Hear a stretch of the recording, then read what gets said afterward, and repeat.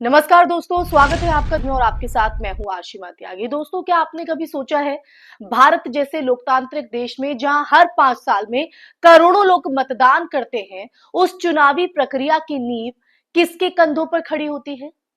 राजनेताओं पर? चुनाव आयोग पर? नहीं।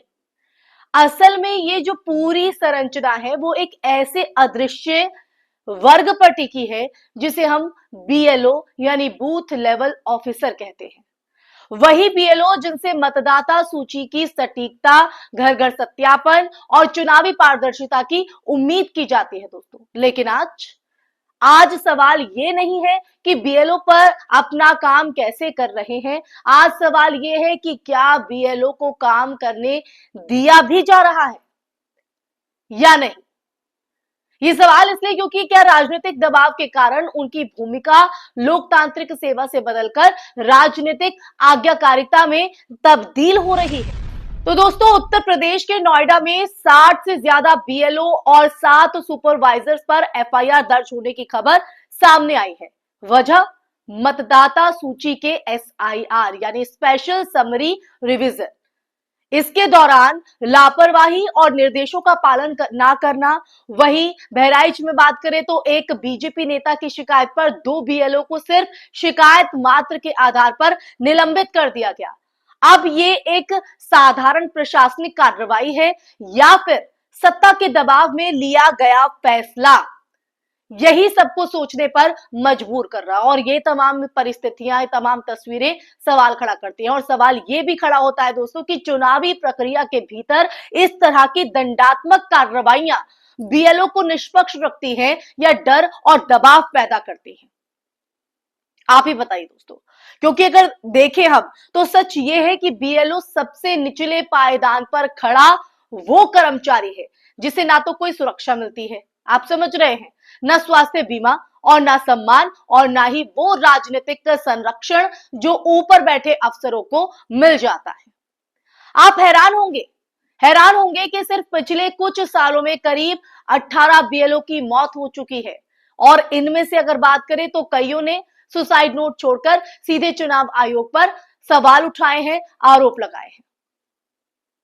कोई ये कहता है कि उस पर टारगेट पूरा करने का दबाव था, कोई उसमें ये जिक्र करता है, लिखता है कि उसे धमकाया गया, तो कोई ये बताता है कि उसके ऊपर अवैध रूप से नाम हटाने या जोड़ने का राजनीतिक दबाव था। अब यही दबाव लोगों को अपनी जान लेने पर उतारू कर देता है। यानी जमीनी सच ये है कि बीएलओ की नौकरी अब सरकारी सेवा से ज्यादा सजा बनती जा रही है दोस्तों। काम इतना ज्यादा, जिम्मेदारी इतनी बड़ी, वेतन मामूली और ऊपर से राजनीतिक दबाव भी। और अब एफआईआर और निलंबन की तलवार भी दोस्तों। अब जरा आप ये सोचिए कि मतदाता सूची में गलतियां किसकी वजह से होती है? क्या बीएलओ जानबूझकर गलतियां करता है या फिर सिस्टम इतना बड़ा, निर्देश इतने जटिल और दबाव इतना ज्यादा है कि गलतियां होना तय है? और इसी सिस्टम में जब किसी राजनीतिक दल का स्थानीय नेता जिला प्रशासन को शिकायत भेजता है और उसके आधार पर बीएलओ को निलंबित कर दिया जाता है, तो ये किस दिशा में संकेत करता है दोस्तों? क्या ये दिखाता है कि अब बीएलओ को अपनी ड्यूटी नहीं बल्कि सत्ता पक्ष के स्थानीय नेताओं की डायरेक्शन सुननी पड़ेगी? ये उसके लिए बातें करता है।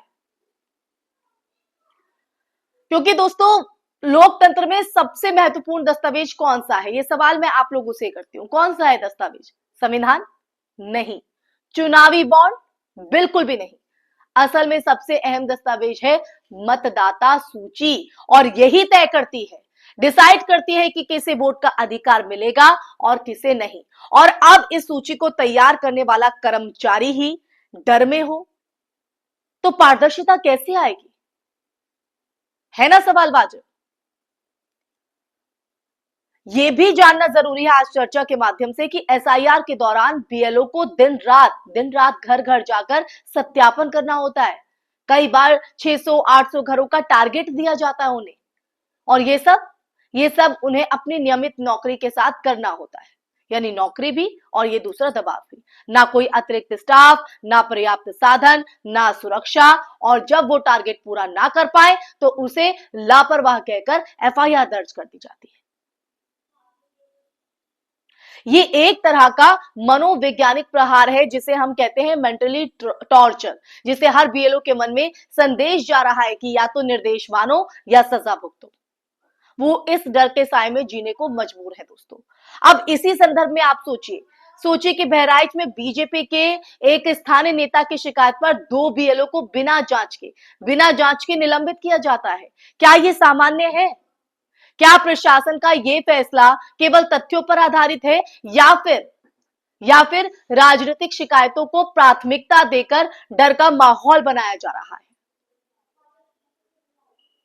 दोस्तों, ये वो बिंदु है जो पूरे मामले को गंभीर बनाता है। और ये भी दिलचस्प है कि अभी तक किसी भी बड़े अधिकारी पर कोई कार्रवाई नहीं हुई, कोई कार्रवाई। सिर्फ बीएलओ और सुपरवाइजर के ही जो है वो निशाने पर है। इससे एक और सवाल यहां पर उठता है कि क्या ये निचले स्तर को बलि का बकरा बनाकर ऊपर वाले स्तर को बचाने की रणनीति है? क्योंकि अगर मतदाता सूची में खामियां थी तो निगरानी अधिकारी कहां थे? जिला निर्वाचन अधिकारी कहां थे? क्यों सिर्फ बीएलओ पर कार्रवाई हुई, उन पर नहीं? उनसे क्यों नहीं जवाबदेही हुई? देश के कई राज्यों में दोस्तों बीएलओ लगातार बता चुके हैं कि उन पर स्थानीय नेताओं का दबाव होते हैं। किसका नाम हटाना है, किसका जोड़ना है, किस वार्ड में किन परिवारों को शिफ्ट दिखाना है, और ये सब अक्सर मौखिक आदेशों के रूप में होता है जिसे कर्मचारी न मना कर सकता है और ना ही मानकर बच सकता है।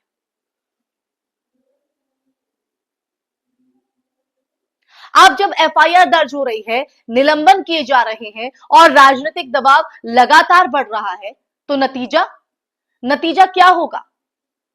बीएलओ निष्पक्ष काम करेगा या फिर डर के चलते राजनीतिक निर्देशों के हिसाब से नाम जो है वो जोड़ और घटाएगा? अगर ये होने लगा दोस्तों, तो लोकतंत्र का असली नुकसान चुनाव प्रक्रिया को नहीं बल्कि मतदाता अधिकारों को होगा, यानी आपके और हमारे सीधे मत पर ये निशाना होगा। आखिर में एक बड़ा प्रश्न इस चर्चा की, क्या यूपी में एसआईआर के नाम पर पारदर्शिता की कोशिश हो रही है या फिर चुनावी मैदान को पहले से अनुकूल बनाने की रणनीति चल रही है? इसी सवाल के साथ इस चर्चा में मैं यही विराम लगाना चाहूंगी। इस सवाल का जवाब आप खुद ढूंढिए दोस्तों, खुद आप सोचिए कि आखिर सवाल का जवाब क्या हो सकता है, और कमेंट बॉक्स में कमेंट करके जरूर बताइएगा इस सवाल का जवाब भी, और ये चर्चा आपको कैसी लगी वो भी, आप मेरी बात से कितना इत्तेफाक रखते हैं वो भी। साथ ही इस वीडियो को ज्यादा से ज्यादा शेयर भी कीजिएगा, हमारे चैनल को सब्सक्राइब कीजिएगा। फिर हाजिर होंगी कैसे ही सच के मुद्दे के साथ आपके साथ संवाद लेकर। तब तक के लिए अपना ख्याल रखिए। जय हिंद, जय भारत, नमस्कार।